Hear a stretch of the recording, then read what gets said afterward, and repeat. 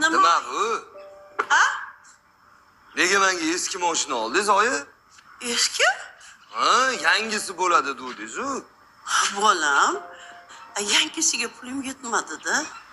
Shaqir shuqur mashina haydamayman. Oyi, produser bo'lib turibdi. Bitta yursang yap-yangi bo'ladi-yu. Ajoyibsan-a. Shunga ham necha oy yiqqan pulimga oldim, bolam. Men sizga yangi mashina degandim, oyi.